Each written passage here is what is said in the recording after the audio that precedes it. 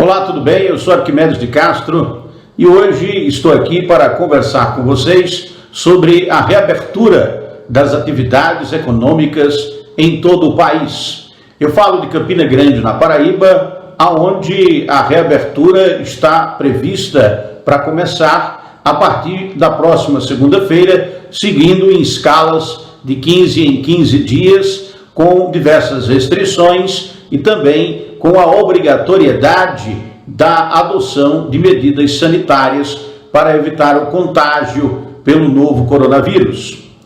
Mas a questão que eu trago aqui para vocês também é a seguinte: o que nós estamos fazendo agora é uma reabertura do comércio porque o comércio precisa vender ou porque as pessoas precisam comprar? Será que nós precisamos comprar esses produtos que estarão à venda ou já estão à venda em algumas cidades brasileiras, nos shoppings, nas lojas do varejo? Ou o que nós estamos fazendo é uma medida absolutamente sem nenhuma base científica e que visa objetivamente tentar salvar a economia do colapso em que ela já está? A economia brasileira, segundo os dados internacionais, medidos pela OCDE, por exemplo, dão conta de que esses dados, que teremos aí uma recessão gigantesca esse ano. Algo em torno, os mais otimistas preveem de 7 a 8% de queda do PIB, ou seja, o produto interno brasileiro vai ficar negativo entre 7% e 8%, mas os mais pessimistas que acreditam que nós chegaremos aos 2 dígitos, porque esses mais pessimistas veem um cenário com 2 problemas. O primeiro problema é o contágio com o vírus e as mortes e a depressão econômica causada pela pandemia. A segunda é a respeito das medidas que foram tomadas para controlar a pandemia. E essas medidas não parecem estar indo no caminho certo. O Brasil inventou uma forma de combate ao coronavírus que é inédita em todo o mundo. Ainda não foi testado esse método, porque todos os países, cidades, estados que conseguiram superar a curva de aumento diário de contágio e de mortes pelo novo coronavírus foram aqueles países que fizeram lockdown, ou seja, que fecharam as suas atividades durante 30, 60, 90 dias e após esse período reabriram gradativamente. O Brasil não fechou as atividades e agora, no momento em que o número de mortes está à razão de 1.000 por dia e o número de casos à razão de 20 mil, desde o último dia 19 de maio, que diariamente o Brasil registra em torno de 20 a 30 mil casos. E nesse mesmo período, de 19 de maio até agora, o Brasil tem registrado em torno de 1.000 a 1.500 mortes diariamente. E a grande questão é como é que isso, nesse momento, no momento de maior importância da pandemia, aonde o vírus está matando mais gente, está contaminando mais gente, portanto nós estamos num gráfico linear, na subida do gráfico. Por que que nesse momento é que nós devemos reabrir as atividades econômicas e voltar ao que se convencionou chamar de novo normal? A resposta é complexa. Primeiro porque nós tivemos os planos que foram feitos para combate à pandemia abortados, né? O plano A, que era com o ministro Mandetta, foi abortado. O plano B, que era com o ministro Nelson Teich, foi abortado. O plano C é agora com o ministro Pazuello. O Pazuello não é médico. E o Nelson Teich e o Henrique Mandetta eram médicos. O plano A, o plano B não funcionou. E agora o governo apresenta o plano C, o plano com o Pazuello, que é especialista em logística. E o Pazuello está implementando aquilo que ele acha correto, de acordo com as orientações do presidente da República. Mas o fato de não termos um plano, de termos mudado de plano, piorou muito a situação do contágio do vírus, da forma como o Brasil está lidando com a pandemia. Eu sempre gosto de dizer que não é culpa do presidente da República que estejamos passando por uma pandemia de novo coronavírus. O vírus SARS-CoV-2 não foi inventado pelo presidente da República, Jair Messias Bolsonaro. Nem muito menos é o presidente responsável pelo contágio desse vírus ou pelas pessoas que morrem devido à doença que acomete as pessoas que passam mal, que chegam a morrer. Muitas estão nesse momento hospitalizadas.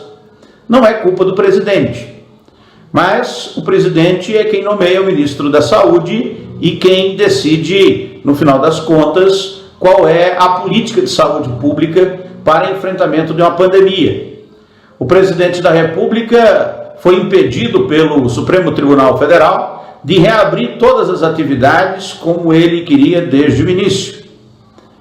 E os governadores e prefeitos foram fazendo cada um do seu jeito, inventando um jeito de fazer. E aí, você pode dizer, então, a culpa é dos governadores e prefeitos?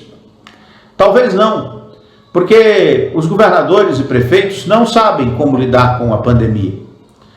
As secretarias estaduais e municipais de saúde nunca esperaram e nunca tiveram nenhum plano de contingência para lidar com o vírus, com a transmissibilidade e a mortalidade que é provocada pelo SARS-CoV-2, pelo vírus que provoca a doença Covid-19. Isso nunca aconteceu na história da humanidade, é algo inédito para toda a humanidade. Alguns países da Ásia estavam mais habituados com esses vírus respiratórios que podem ser mortais. Lidaram com o SARS-1 e também com o MERS. Foram vírus que circularam na Ásia. Mas os demais países do mundo não estavam preparados e esse vírus derrubou todos os sistemas de saúde do mundo. Não poderia deixar de pé o SUS, o Sistema Único de Saúde, que todos nós conhecemos com suas virtudes e os seus defeitos. Mas aqui nós tivemos problemas políticos. E a decisão política do presidente da República, que quebrou o pacto republicano do SUS, onde nós tínhamos a instância federal, instância estadual e a instância municipal, e havia uma coordenação para que as ações fossem tomadas nacionalmente e integradas dentro de um plano onde a União dá suporte ao Estado e o Estado dá suporte aos municípios. Então ninguém deu suporte a ninguém, cada um fez do seu jeito. E o resultado disso é que nós temos mais de 40 mortes, 40 mil mortes. Mais de 40 mil brasileiros morreram dessa doença. A projeção é que cheguemos a mais de 100 mil nos próximos 60 dias. E que em um único dia chegue a morrer mais de 5 mil pessoas. Com essa reabertura das atividades, da forma como a doença está sendo enfrentada, é muito provável que morra muito mais gente do que está sendo projetado. A doença está fora de controle no Brasil e, infelizmente, nós não temos um jeito de lidar com esse problema. A situação é muito complexa, existem culpados, muitos culpados, mas é óbvio que todos os agentes públicos vão ser responsabilizados. Ninguém vai passar batido diante de uma situação como essa. Então, eu tenho aqui algumas informações interessantes, né? Por exemplo, existe a possibilidade de que o Dia dos Namorados no Brasil, hoje, dia 12, ele se transforme, seja marcado pelo início do descontrole da pandemia, que nos leva, ou nos levará, a bater o recorde mundial de infectados pelo SARS-CoV-2. É o que dizem alguns especialistas, como o microbiólogo, doutor em microbiologia, Átila Yamarino. E tudo isso dentro de um contexto em que alguns sociólogos apontam que as decisões tomadas no Brasil têm a ver com os herdeiros da escravidão. Os herdeiros da escravidão. É um ponto de convergência entre racismo e a doença. Os herdeiros da escravidão, eles sabotam historicamente o nascimento do Brasil como uma nação importante e respeitável no mundo. E esses herdeiros seriam os brasileiros que, de forma antipatriótica, impedem o desenvolvimento e o crescimento do Brasil. É muito importante que a população brasileira aprenda a identificar os herdeiros da escravidão. E hoje, no Brasil e no mundo, ser antirracista é uma atitude revolucionária. Porque por aqui concordamos em não debater a exploração do trabalho. E no Brasil, apesar da Lei Áurea, apesar da consolidação das leis do trabalho, apesar da Constituição da República, apesar das diversas leis que regulamentam o trabalho, nós temos uma desvalorização muito grande do trabalho. E isso se mostra, né, se evidencia em momentos de pandemia como esse. Repare que o que está forçando as pessoas a voltar ao trabalho é a incapacidade do governo de mantê-las em isolamento, como deveria ser. O governo brasileiro, as três esferas, não teve competência para manter os brasileiros em isolamento. Porque aqui o trabalho vale muito pouco, as pessoas não têm poupança, muitos brasileiros vivem na informalidade, não têm acesso nem mesmo aos programas governamentais de ajuda financeira emergencial, porque milhões de brasileiros não têm nem documentos, não são registrados, são seres invisíveis que agora começaram a aparecer em algumas reportagens, mas incomodam tanto o governo, incomodam tanto o poder estabelecido, establishment, que se força sempre para que eles permaneçam na invisibilidade. A questão é que um país tão pobre desvaloriza tanto o trabalho que a vida, o valor da vida é relativizado. É tão importante manter os indicadores econômicos que os seres humanos estão sendo obrigados a voltar a trabalhar. Mesmo todo mundo sabendo, todos estamos conscientes, sabemos que há um risco. Mas esse risco é assumido porque, diante da situação econômica, o valor do trabalho é relativizado, o valor da vida é relativizado, e as datas comemorativas se tornam mais importantes do que preservar as pessoas. Isso, muito provavelmente, é uma decisão que vai custar muito caro e provavelmente também será historicamente cobrada daqueles que assim decidirem, os que optarem por esse caminho, que parece ser o caminho de consenso, o que é muito estranho. Aqui no Brasil, a letalidade do vírus, ou seja, se você pega o número de pessoas que morreram divide pelo número de pessoas contaminadas, você chega multiplica por 100, você chega a um indicador. E no mundo todo, a letalidade do vírus é de 5,6%, nos Estados Unidos de 5,6% e aqui no Brasil de 5,09%. Temos aí uma letalidade significativa. Desde o dia 19 de maio, a média de mortes diárias é de 1.000 casos fatais por Covid no Brasil.